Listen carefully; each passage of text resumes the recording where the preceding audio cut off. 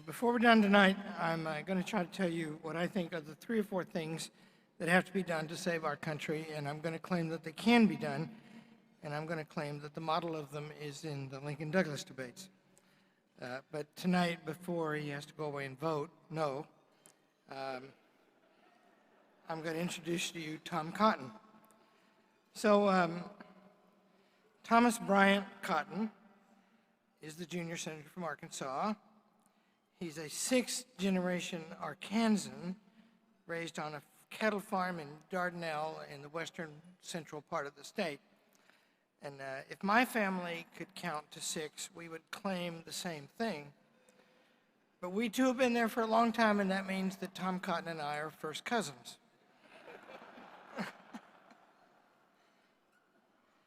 He graduated from Dardanelle High School, and then in 1998, he graduated from Harvard College, and then later from Harvard Law School, and then later from the Claremont Graduate School, where I happen to have got degrees myself.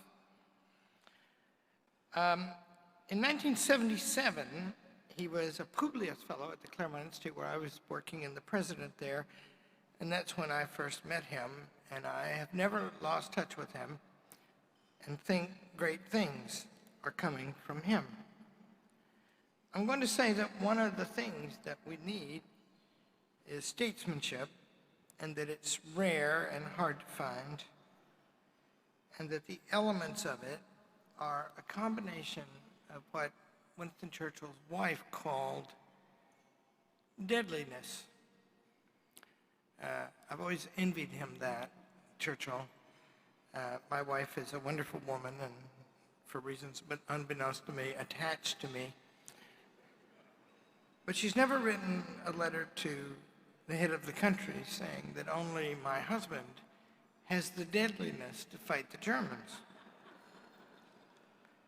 Now, Tom himself is married to a beautiful woman, and it happens that my wife and I knew this woman before he did, and my wife especially had some agency in bringing them together, and he is not worthy of his beautiful Anna, who's given him a boy, Gabriel, of late, but he's near as can be among the male population.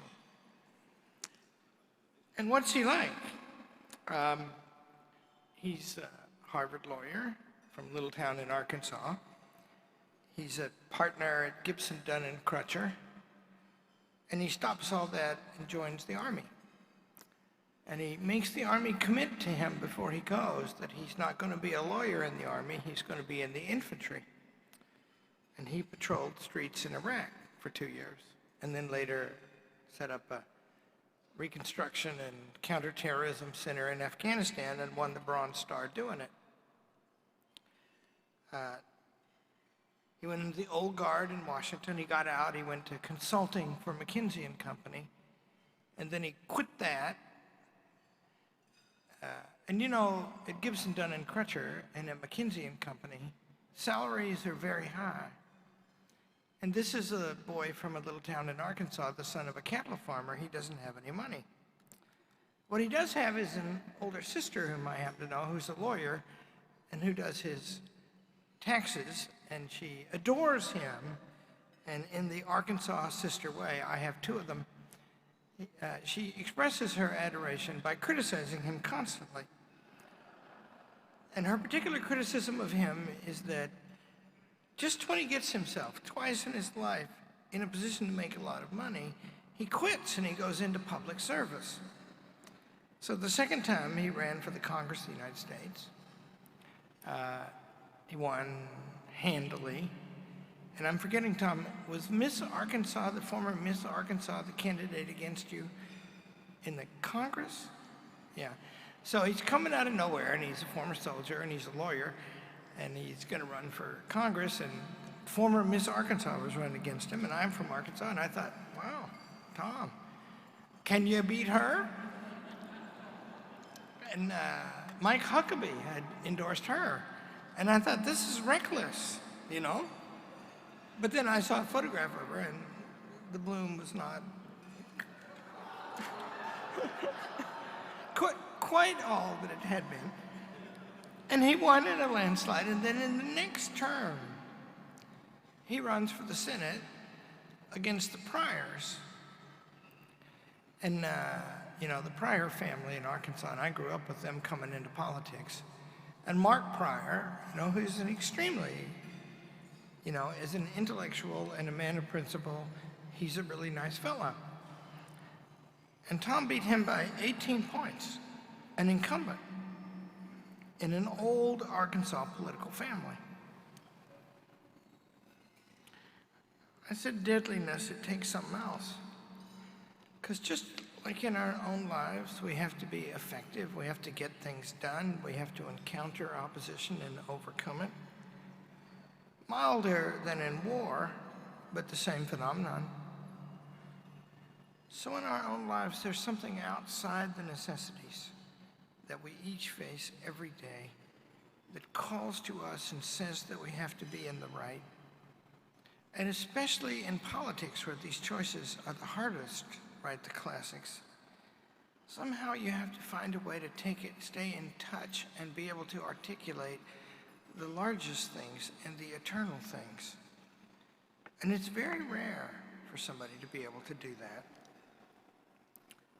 And it never happens except that somebody lives his life in the right way. I mean, all of it, and for years, blessed with great talents. And yet what they want to do is they want to learn, and they want to school themselves to be prepared for the greatest occasions. And I don't know anybody in politics who's done that better than the senator from Arkansas, Tom Cotton.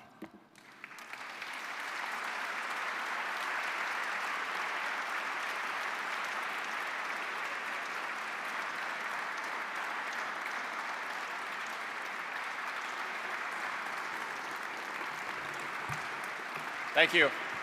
Thank you. Thank you all very much for the warm welcome. And Larry, thank you, I think, for the kind introduction.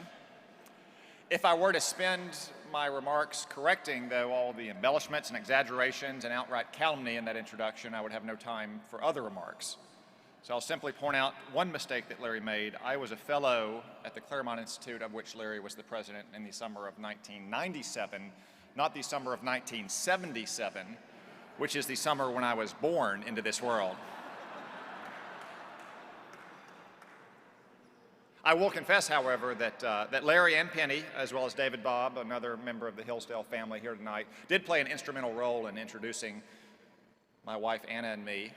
For many months before we met, they had mentioned her to me, told her after the 2012 elections that there might be some hope left, that not every person who had won the election that year, starting most particularly at the White House, was no good for the country. And then through a long, sinuous turn of events that she would tell you if she were here, that would involve vouching for my character and research and getting reassurance that I wasn't a typical politician for whom she has no great love lost.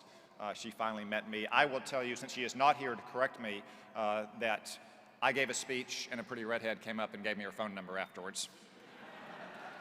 It's 100% true. Well, I want to, again, thank you all for the honor of addressing you tonight at your Constitution Day celebration. I admire and I share your veneration for our national charter. Unfortunately, I can't say the same about the gentleman who lives across the street. In the last week, President Obama has moved ahead with a nuclear arms control agreement with a mortal and unrepentant enemy, with the support of only a rump partisan minority in the Congress. Some have compared his nuclear deal to Obamacare. But I think that's unfair to Obamacare. At least it had a partisan majority. This dangerous turn of events offers an occasion to reflect on the state of foreign policy today and the Constitution's place in our foreign policy. A major preoccupation of foreign policy elites over the last 25 years has been to forge a new grand strategy for the United States. Scholars and practitioners tend to see a foreign policy adrift after the fall of the Soviet Union, when containment of Soviet expansion became obsolete overnight. Seeing no major ideological or military rival, some believed that the Owl of Minerva had taken flight and the end of history reduced the need for strategic thinking. Unfortunately, that fantasy came crashing down along with two big towers 14 years ago last Friday. Again, foreign policy elites searched for a new strategy, this time for the age of Islamic terror. Now, circumstances do change, and foreign policy, which is often a matter of prudence, must change with them to achieve the same ends. Alexander Hamilton, for instance, invented our tariff system, and Hamiltonians defended it for more than a century, yet today they're the most ardent of free traders. So the effort to develop a strategy for our times is welcome. In fact, it would be nice if we had a strategy, since this president seems to confuse ideology with strategy, which he frequently admits that he does not have.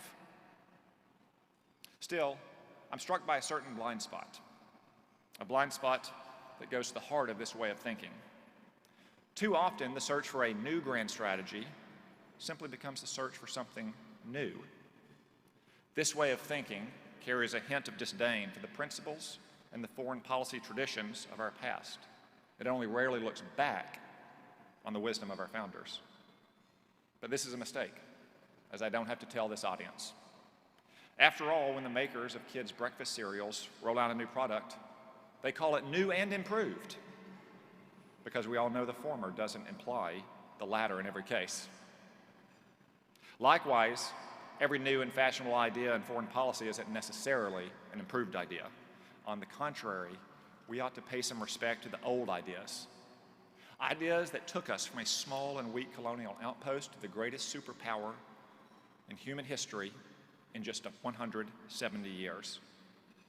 With that track record, common sense would suggest that there's something special that we can learn about charting our way in this world from the constitutions and the strategies that arose from it. Our founders gave us a constitutional democracy, a system of government that informs our foreign policy just as much as it does our domestic policy. For many foreign policy elites, especially those abroad, this is the serious problem with U.S. foreign policy. Democracy empowers the people, these critics say, who they believe can be ignorant, emotional, and fickle, swinging wildly from warmongering to isolationism, from moralism to callousness. Far better, they say, is what Walter Mead has called the auteur theory of foreign policy, guided by a brilliant strategist, insulated from the unruly masses. One hears the echo of this viewpoint in the praise for what these critics see as the coherent and decisive strategic thinking of men like Vladimir Putin and Xi Jinping. Putin is praised as a brilliant strategist, one who is redefining 21st century warfare.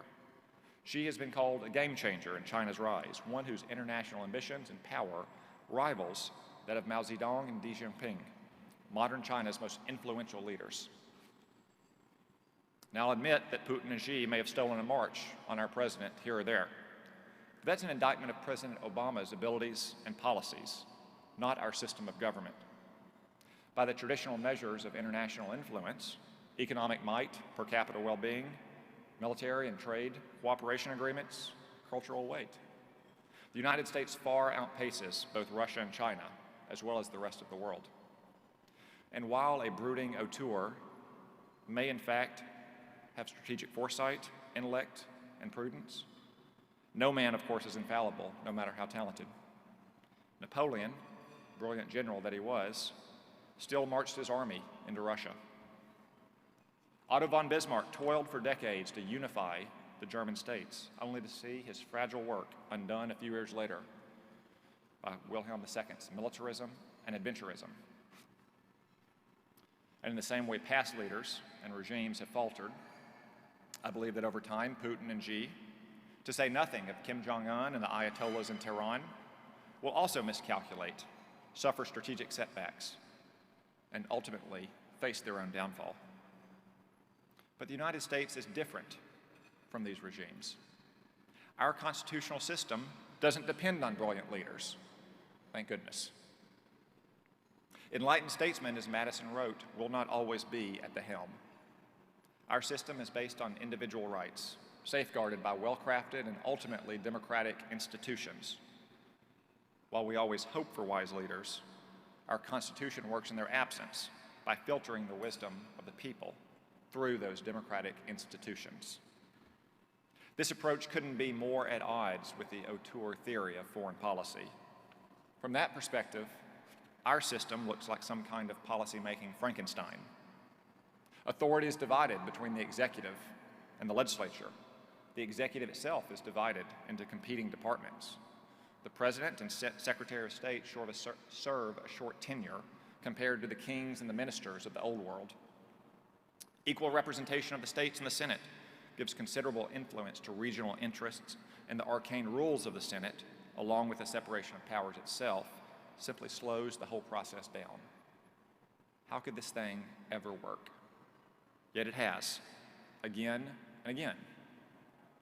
The talent of a single leader or a small group with outsized control over foreign policy can never match the moderation, prudence, and self-correcting capability of our constitutional democracy over the long term.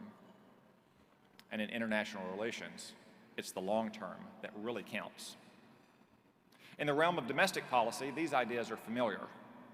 Our constitutional system works to ensure that all the individuals, interests, factions, lobbies, and others who influence or who are influenced by domestic policy are more or less satisfied, or perhaps minimally dissatisfied. The same thing plays out in foreign policy as well. America's foreign policy tradition is flexible, agile, and multifaceted, and it therefore tends to produce positive results for us in a complicated world. Again, though, I cannot stress how alien and unfashionable this way of thinking is in Foggy Bottom, the West Wing, to say nothing of European ministries.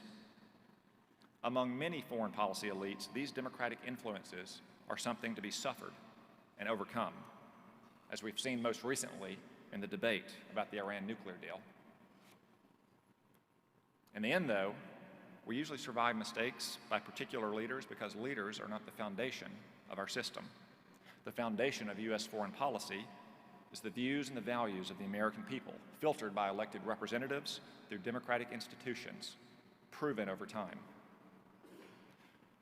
Of course, this foreign policy tradition is not an accident. When designing the Constitution, the founders were very conscious of the need to invest the federal government with strong foreign affairs powers while accounting for the interests of the states and the people. A driving force behind the Constitutional Convention was the failure of the Continental Congress to manage the foreign affairs of the young republic. This imperative was clear in the ratification debates, and the first 5 papers of the Federalist are devoted to the necessity of blunting the influence of foreign powers and to the organization of U.S. military power. And a full 15 papers of the Federalist are focused on international relations and civilian command of the military. Against this background, the Constitution could be understood not only as a strategic or as a national charter, but also as a strategic document. The institutions established by the Constitution channel the conduct of foreign policy, imply certain principles of foreign policy. We ought to keep these timeless principles in mind as we craft strategy for today's world. One principle found in the Constitution is so simple that it's usually overlooked. The states are stronger as a union than as separate powers.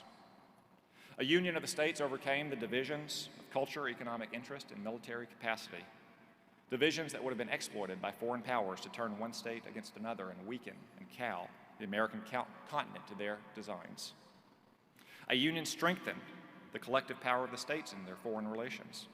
It allowed them to pool their various resources and to create advantages of scale and scope in military and economic power. As Federalists for states, union and good national government is necessary to repress and discourage war.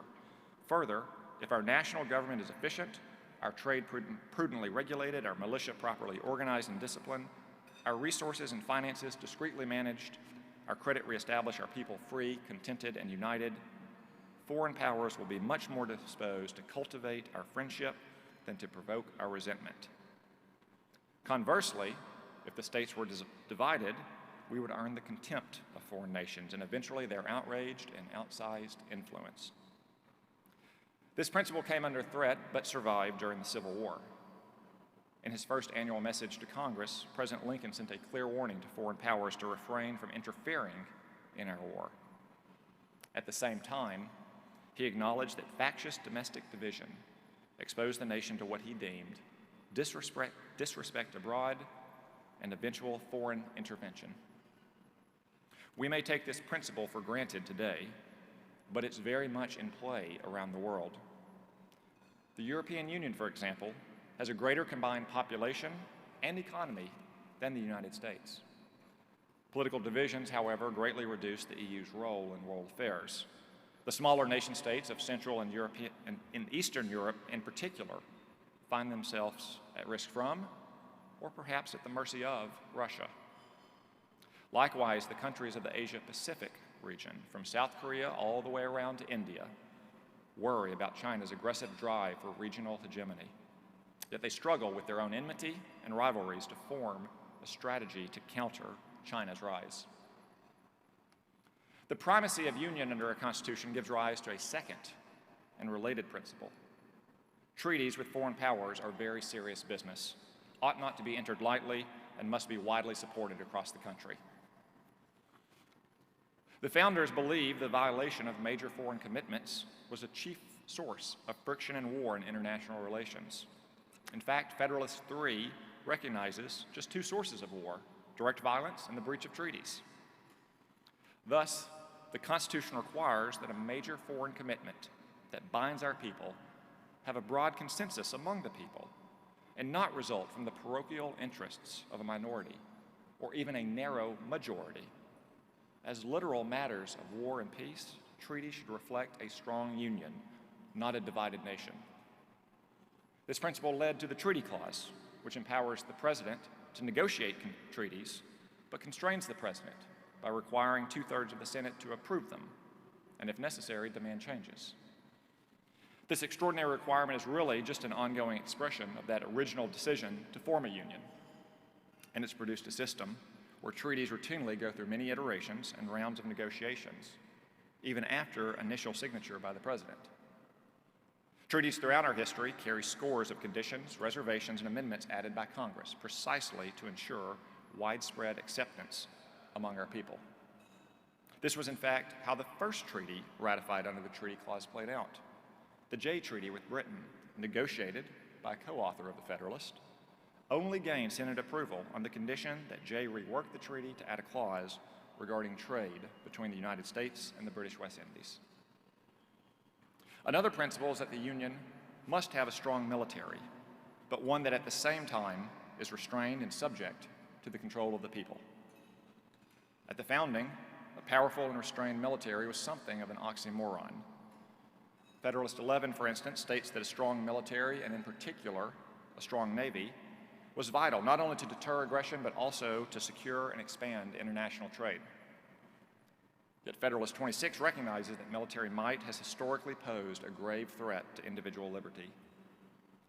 This presented what seemed to be a Hobson's choice between either a strong military or a weak military, both of which would threaten liberty over time at the hands of foreign powers or an oppressive central government. But our founders charted a way out of this dilemma. The Constitution empowered the President as Commander-in-Chief to defend against attack and take decisive military action when necessary. At the same time, it entrusted the people's representatives in Congress with a wide range of foreign affairs powers that counseled prudence, democratic control, and protection against tyranny. Only Congress can raise and support armies. Only Congress may declare war and invoke the legal obligations and protections that this legal state of international relations confers. And only Congress regulates foreign commerce, and with it control over important levers of influence with foreign nations in order to better relations, exact costs, and prevent war. Union, widespread popular support for international commitments, a strong and safe military, these are but three constitutional principles to be found in our foreign policy tradition. Together, they help expand our nation's options abroad. They ensure a deliberative space within which our constitutional democracy may produce an effective and robust foreign policy. Our founders understood that a union committed to broadly popular policies and backed with a capable military would be empowered to conduct its foreign policy, not at the point of another nation's gun, but in accordance with our country's interests and founding principles. Under President Obama, regrettably, there's been a considerable drift away from these foundational principles. And that drift has contributed to a general drift of U.S. foreign policy. Even President Carter has said, "I can't think of many nations in the world where we have a better relationship now than when he took over." Jimmy Carter. Our interests are threatened, our alliances are stressed, our honor is stained, and our adversaries are increasingly tempted into new episodes of adventurism and aggression, both against us and our friends and allies. A most recent example of this drift is the Iran nuclear deal. This is a major arms control agreement with a mortal enemy, an enemy with the blood of thousands of Americans on its hands, and for whom death to America is a foreign policy bedrock. And the agreement goes to the heart of the gravest threat facing the world, a terror-sponsoring state armed with nuclear weapons. This is precisely the type of agreement that the founders intended to be tested and refined by the treaty process.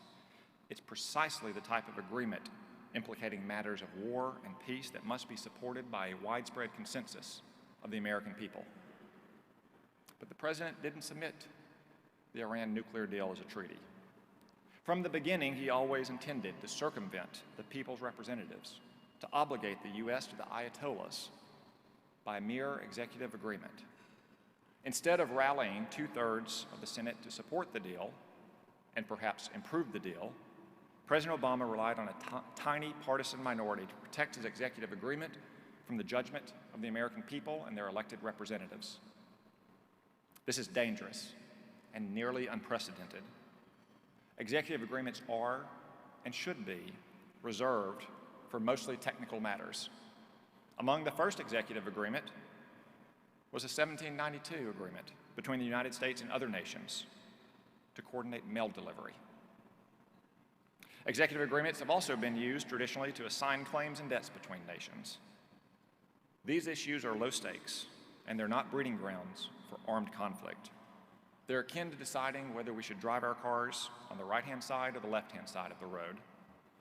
That's why they're not tested by a supermajority vote of the people's representatives.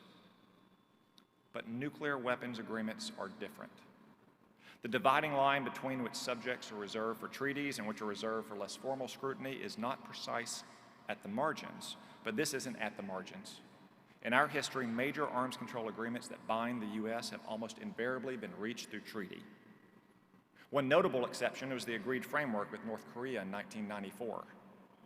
But I doubt President Obama would like to cite the North Korea case as precedent, though surely it is in its contempt for Congress and likely in its ultimate nuclear outcome as well. Why did President Obama ignore the treaty clause? The answer is stunning.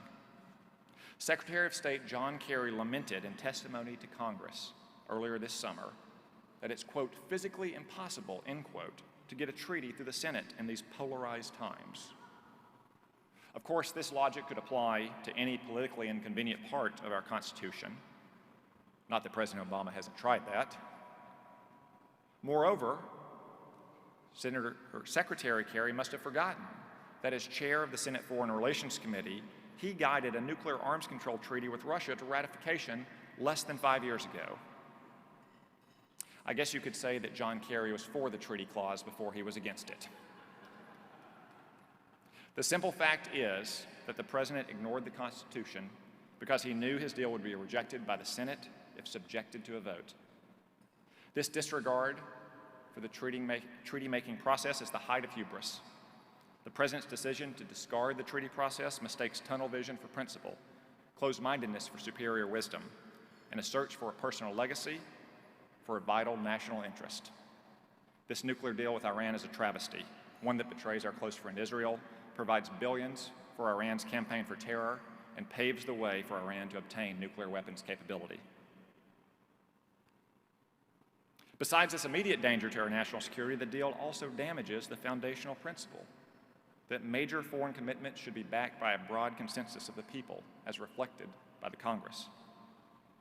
This episode, added to the North Korea example, will make it extremely tempting for future presidents to avoid the expenditure of political capital required to pass a treaty.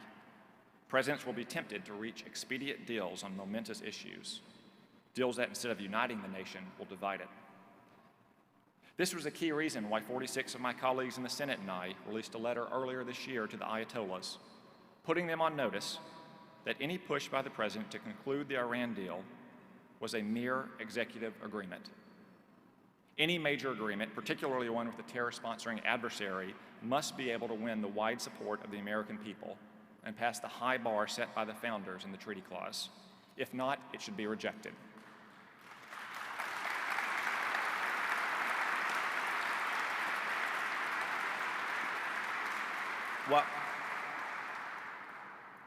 While the Iran deal is the most recent wound to our foreign policy tradition, a long festering one is the decline of our military might. There's a growing disconnect between the founders' commitment to a powerful military to secure free commerce and peaceful relations on the one hand, and the present state of our military on the other. Our military has faced 15 years of war and 6 years of repeated, deep budget cuts. It's now breaking under the burden of a mindless sequestration that indiscriminately cuts across the board and treats every dollar of federal spending equally, whether for defense or for pork. As a consequence, our military is facing a crisis. Our Navy has 260 ships, the lowest level since the end of the Cold War. Our Air Force is the smallest and oldest force in our history. The Army and the Marine Corps are on track to drop below 450,000 soldiers, 190,000 Marines, the bare minimum levels our commanders say we need to fulfill our missions. These unwise cuts to our military call into question U.S. resolve and security commitments. It's not a coincidence that in the span of a few years, we have seen a revisionist Russia exert its will in Ukraine and the Middle East, that radical jihadism metastasized across the Middle East and North Africa, that China is projecting power over more and more aerial and maritime territories, and that Iran outnegotiated us while it also spreads chaos across the Middle East through its clients and its proxies. This picture isn't pretty, but as I said earlier, the American foreign policy tradition has a knack for self-correction, for turning the ship around and reversing past mistakes. But for that to happen, we need to look back to the foundational principles of our Constitution as we think about a new strategy for our world. To restore respect for the treaty clause, we must make every effort in the following year to isolate and impugn the President's nuclear deal with Iran as a singular, one-off agreement that ought never be repeated. We must put every nation and every business on notice that this deal is temporary and unique. They must understand that U.S. sanctions on Iran, either through new legislation or through a new president, will one day return. We must work to elect a new president who will rescind the nuclear deal with Iran and who will restore the credible threat of force against their leaders and their nuclear program.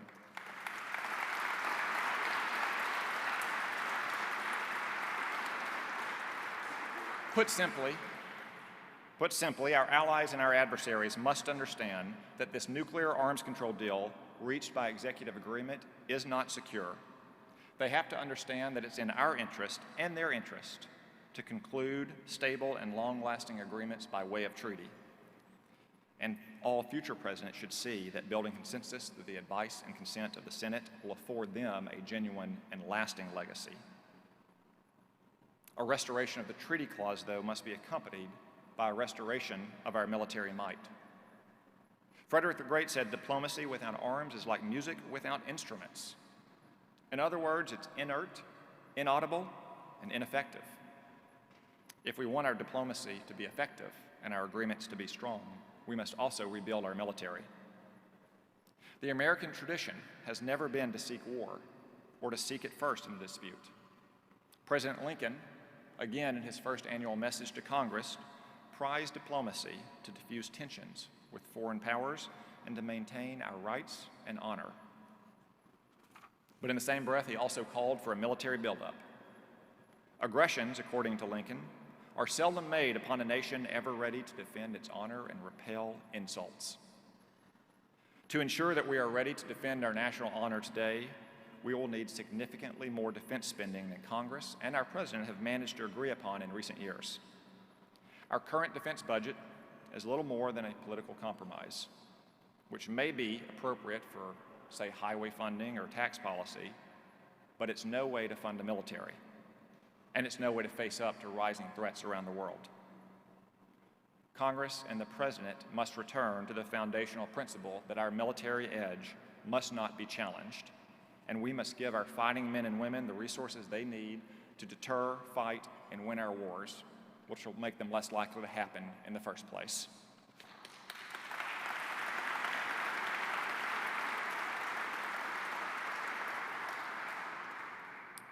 The founders and generations of statesmen since have recognized the unique advantages with which the United States are blessed.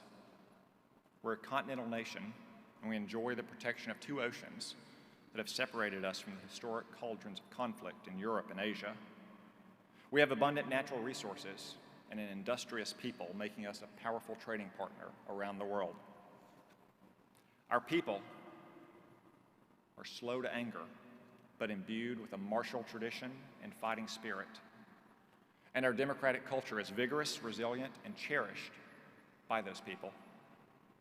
It's these strengths that are channeled by the Constitution into our foreign policy tradition.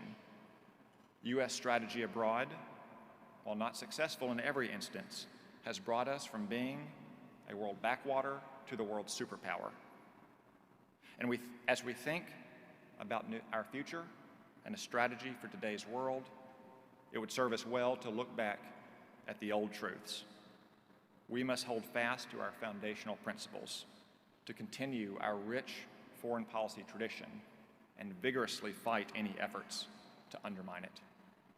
While each Congress and President will have particular differences, we all ultimately will share the same goal: a world of peace and freedom, of prosperity and opportunity. We have a duty to ourselves to be true to those beliefs, to use our great power wisely on behalf of freedom and guided by constitutional principle. As President Reagan admonished in his speech to the British Parliament in 1982, let us go to our strength, let us offer hope, let us tell the world that a new age is not only possible, but probable. Thank you, God bless you, God bless the United States of America.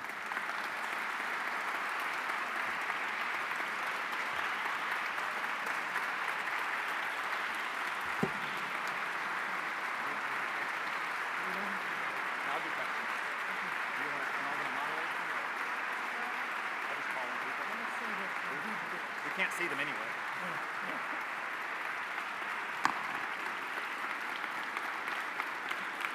Thank you. So I want to apologize to Tom for the inaccuracies in my introduction of him. In 1977, he was a baby. In 1977, I was courting Penelope Houghton in Oxford, England, and working on the Churchill biography. More important to me even than Tom Cotton. Tom has agreed to answer some questions, and we can't see you, except only barely. And I think there are people with microphones. Is that true, Matthew? Yeah. So find somebody who's got a question and call out or a comment. Sir. Reverend. But isn't the whole treaty up in the Senate now for, I mean, the Congress did have the opportunity to reject it, and they weren't able to do it. I mean, isn't that correct? Well, the President didn't submit his deal with Iran and their nuclear program as a treaty. He said it was going to be an executive agreement, which traditionally wouldn't require congressional action at all. Earlier this year, the Congress passed a bill called the Iran Nuclear Agreement Review Act, which, in my opinion, turns the Constitution on its head. Rather than requiring a two-thirds affirmative vote of the Senate to ratify a treaty, which necessarily represents a broad, bipartisan, cross-regional base of support among the American people, that bill allowed the President to move forward and lift sanctions unless two-thirds of the Senate voted to override his inevitable veto. That bill was passed back in May in the Senate. It was 98-1. I was the one. I was only 50 votes away from a majority, despite my intense lobbying efforts. But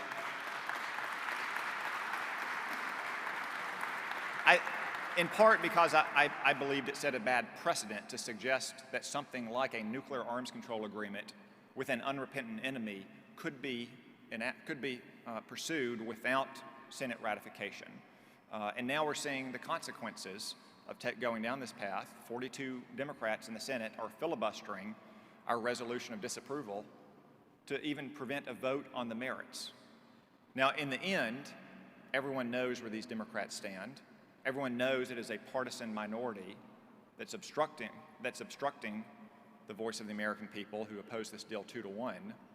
But that doesn't change the fact that the President should have submitted this deal as a treaty, and in my opinion, the Senate should have insisted that he submit this deal as a treaty and that we vote it down.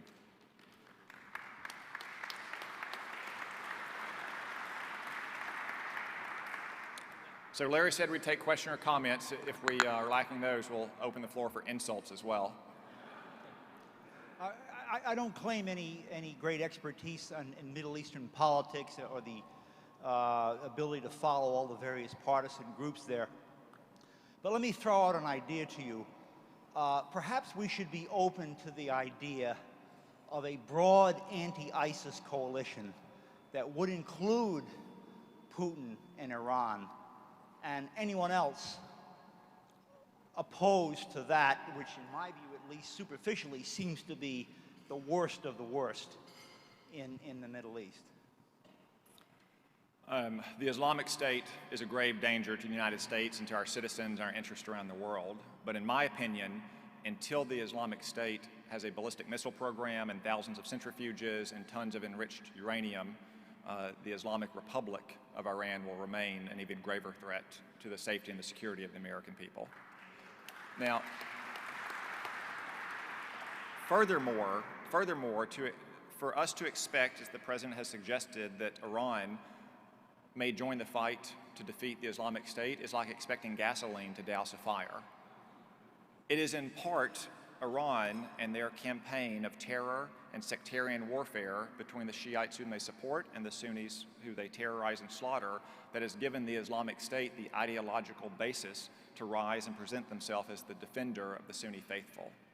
It's also in part the President's failed policies, his hasty withdrawal from Iraq in 2011, which gave the Islamic State the geographic space and time it needed to recover from its losses in Iraq, and our inaction in Syria, which contributed to that. Ultimately, we have a strong coalition of several dozen countries that want to defeat the Islamic State. We simply don't have a president who is willing to lead, to do what's necessary to defeat this terrorist group. I would say, though, that the United States has a natural ally in the people of Iran. That's one reason why the people of Iran were an ally of the United States through much of the Cold War, until 36 years ago they were taken over by radical ayatollahs. This is a country that has a large middle class that's fairly well educated, that has a commercial spirit, yet they are governed by these radical clerics. It is a country, you might say, of South Koreans governed by a few radical North Koreans. In the end, the United States will not be safe, nor will our interests be safeguarded until there is a new government in Tehran that respects the rights of its people and wants to be a partner with the United States in the region. Senator, first of all, thank you for your service in Iraq and Afghanistan.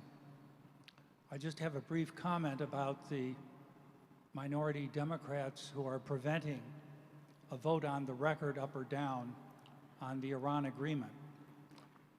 They don't even seem to have the courage of their lack of conviction. Well, they don't.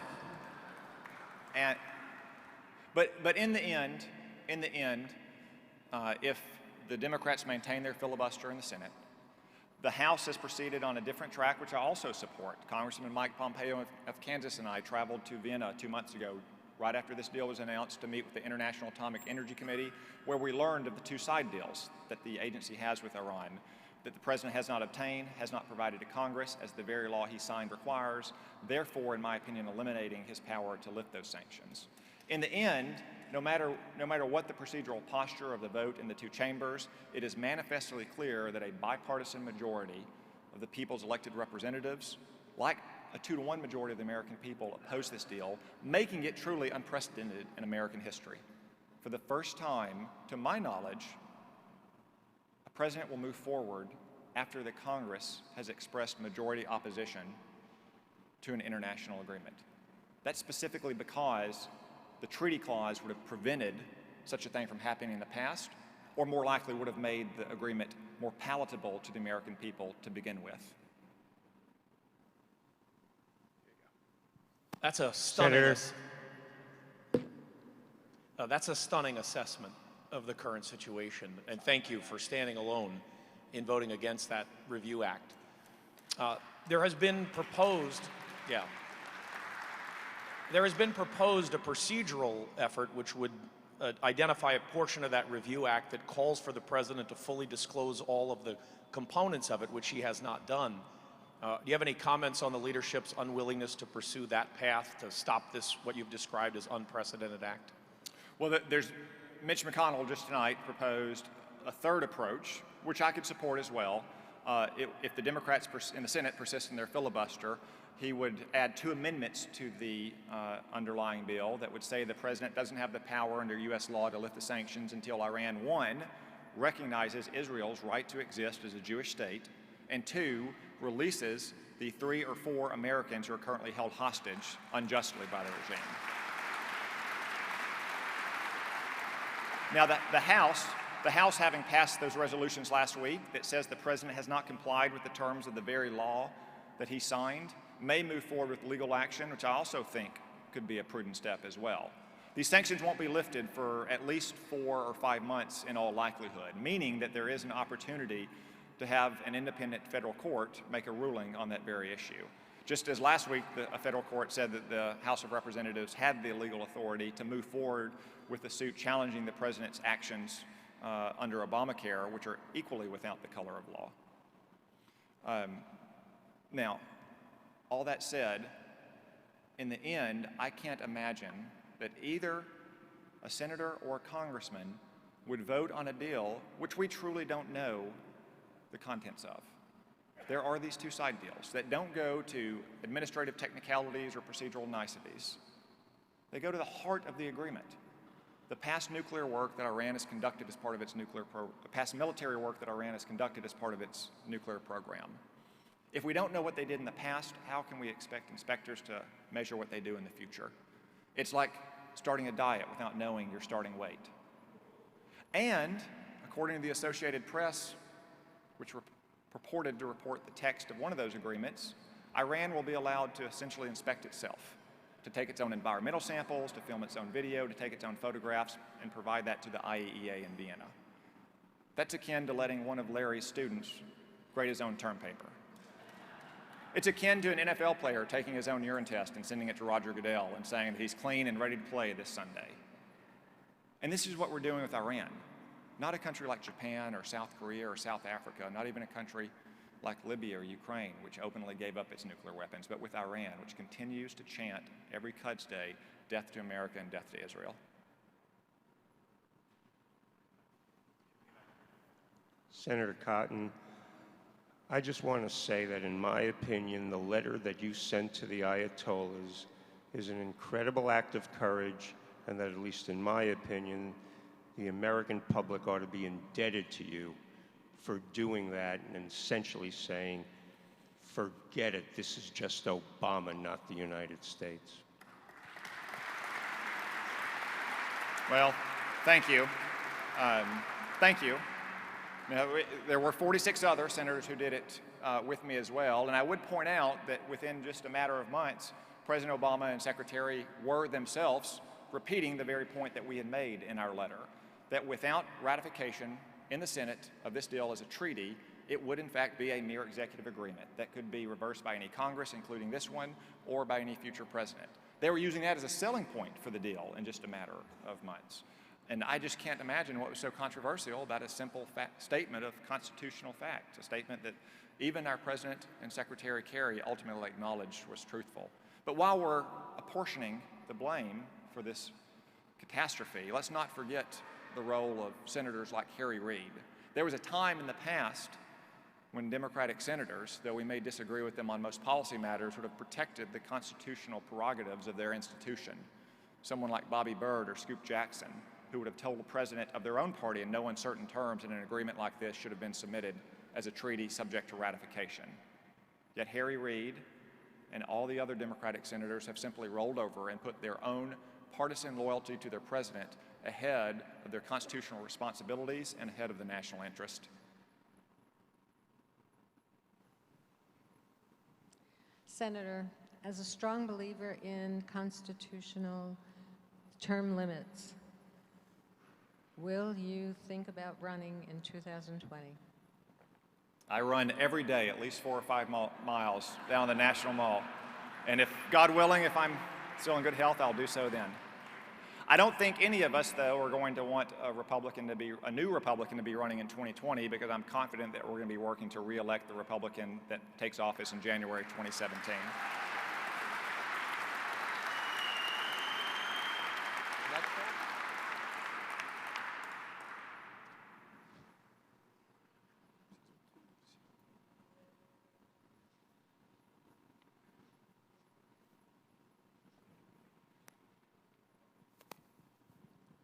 Thank you, Senator Cotton.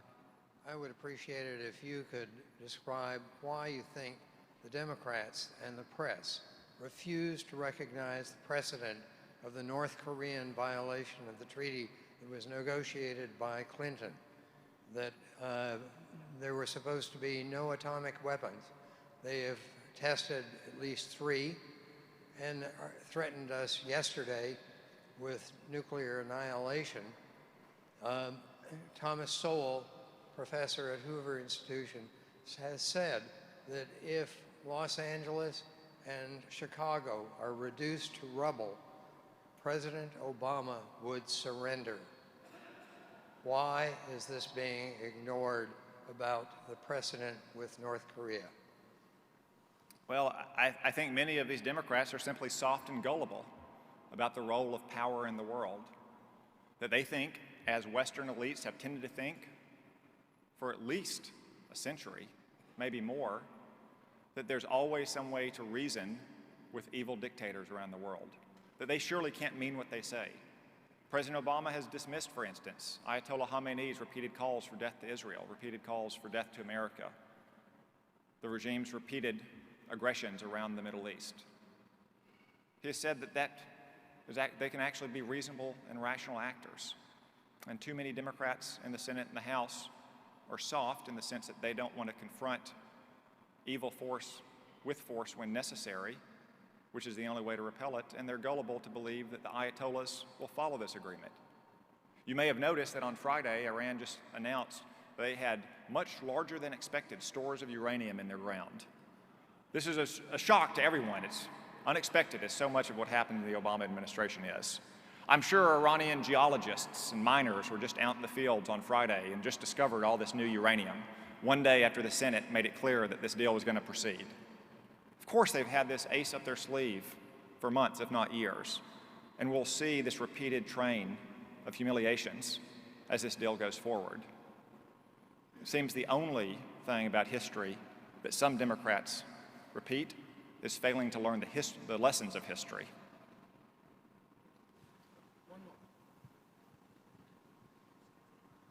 This is the last question. I figured that. I see Larry up there getting antsy. I'm going to try and change this subject a bit. Senator, you rightfully said that the Constitution talks about raising armies. You neglected the next phrase, which to me as a retired submariner is important, that says Congress shall maintain a Navy. Comment? Well, as a maritime nation, our Navy is the #1 way that we project power overseas, particularly in the modern world of aircraft carriers. And as I mentioned, the Navy is at a historic low.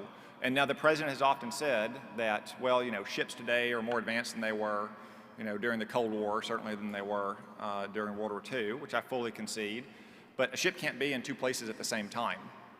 And in fact, because of the radical cuts to our military, in particular the cuts to our Navy, which require major and long-term capital investments to build carriers and destroyers and cruisers and submarines, we are now facing the first gap in coverage in the Persian Gulf of an aircraft carrier in recent times.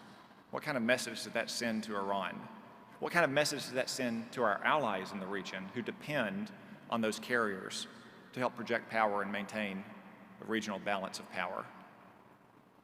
So while in the end there's no substitute for the Marine Corps and the Army in ultimately forcing a foreign adversary to bend to our will, there's no greater force for keeping the peace, ensuring open trade, and maintaining American power around the world than the United States Navy.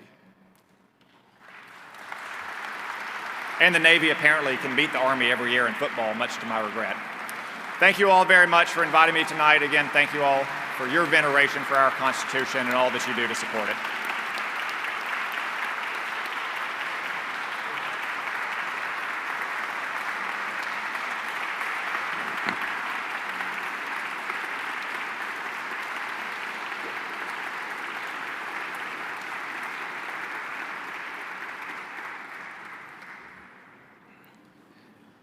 Not bad, huh?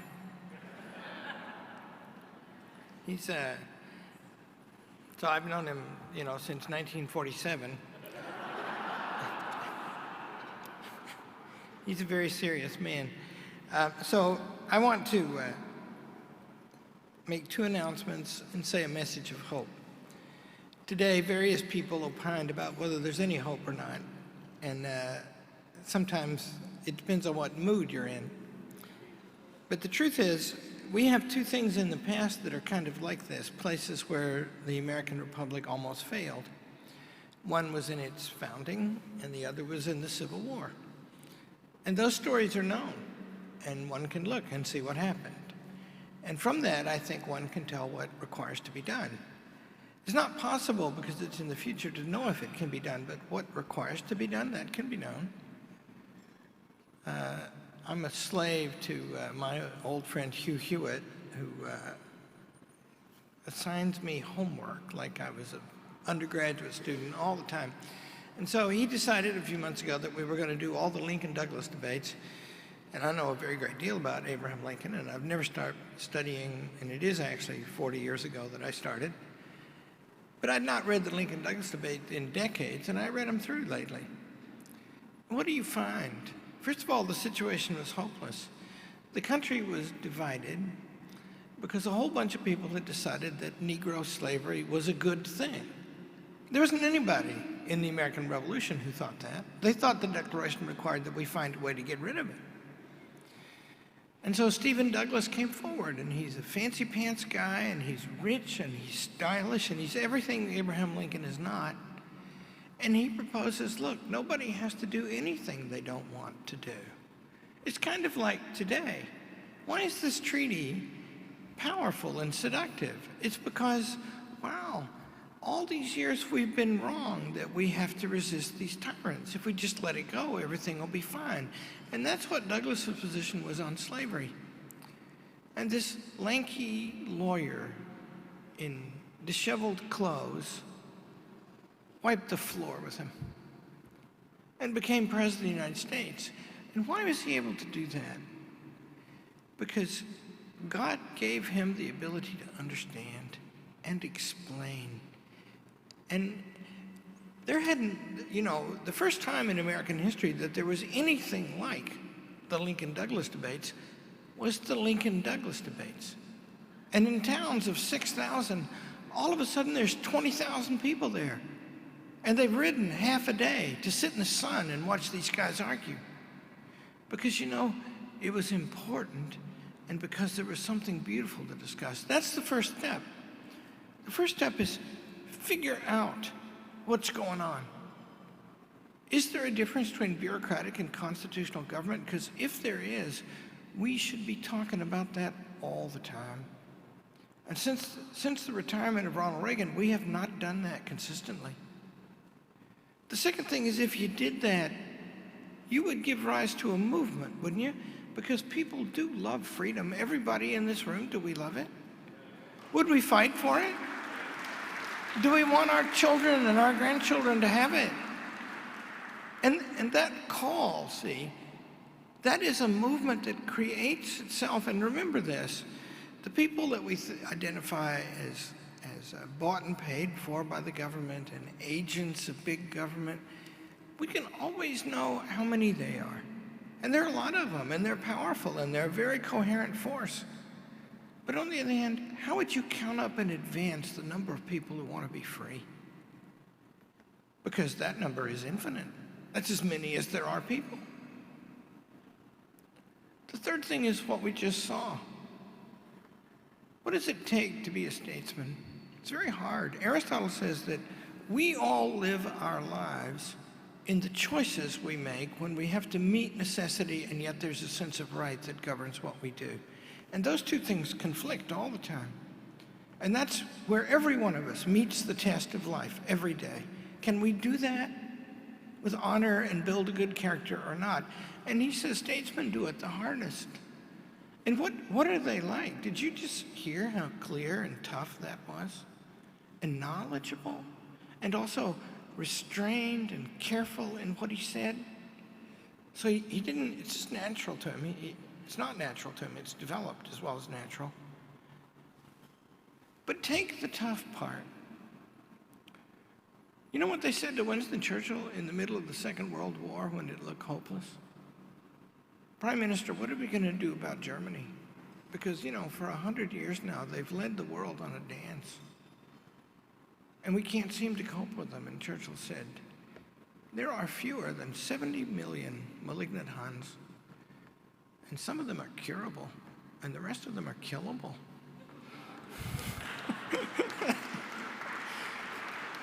What are we going to do about Iran? And the point is, if they interfere with the liberties of the American people, that is a very, very bad thing to do. That is a fatal thing to do.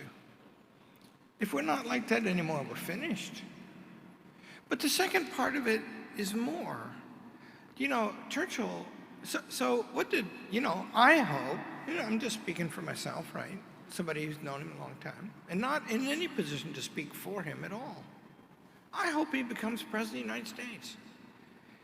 But if he does, the things he said tonight are just like the things that Winston Churchill said all his life. In other words, he said a series of things about how the executive ought not to act arbitrarily. And in that respect, his posture and Churchill's posture are exactly like the posture of the people who founded the country. Because, you know, they won a war that was very implausible for them to win. And there was the assumption that one of them would be a king. And so their repudiation of kingship and all forms of arbitrary authority was a limitation on their power.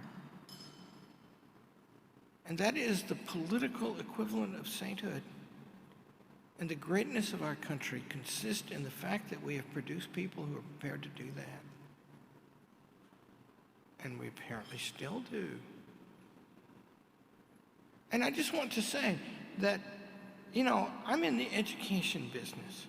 So the Reverend and all these kids running around here, you know, I've been watching these kids grow up. And they carry the principle of knowledge and of freedom in their own hearts.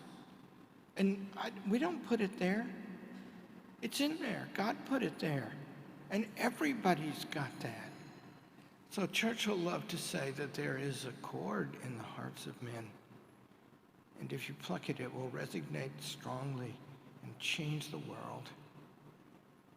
I don't think we ought to forget that. And I announce that my old friend Ed Fulner, who's retired and gone to seed as the founder of the Heritage Foundation, is becoming a distinguished fellow of the college so that he can teach and exercise his greatness again. Stand up.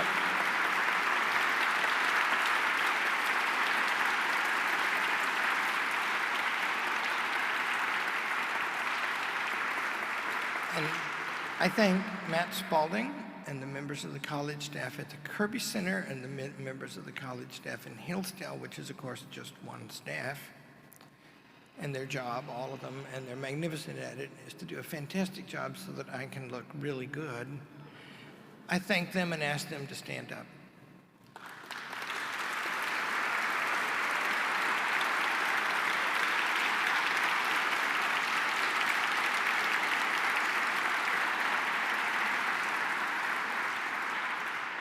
Finally, I thank you. And I thank you because I live in a very distorted world. I'm surrounded by people of high quality and character. Of course, on the campus, come there and see. You know, it's just incredible. And the kids are so great because it's easy to torture them, and they benefit from it. It's just a perfect world. And then you people are so pleasant and so dutiful and so self-sacrificing. And I want you to know that we love you and we are deeply grateful for you. Thank you for coming.